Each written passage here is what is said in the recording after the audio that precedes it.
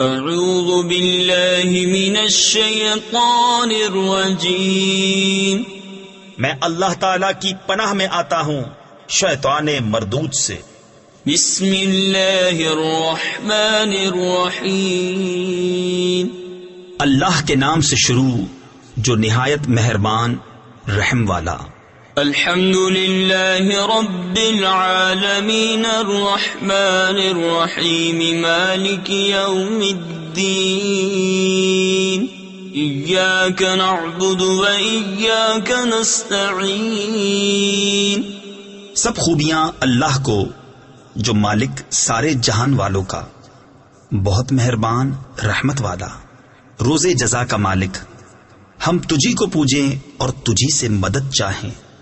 تفسیر خزائن العرفان میں ہے، اس میں یہ تعلیم فرمائی کہ مدد بالواسطہ ہو یا بلا واسطہ، ہر طرح اللہ تعالی کے ساتھ خاص ہے۔ حقیقی مددگار وہی ہے، باقی تمام ذرائع مدد الہی کے مظہر ہیں۔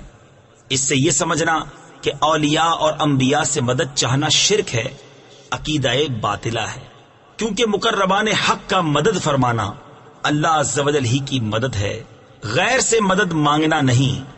اهدنا الصراط المستقيم صراط الذين أنعمت عليهم غير المغضوب عليهم ولا الضالين۔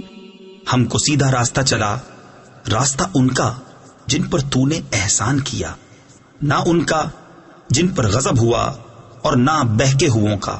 صدق اللہ العظیم۔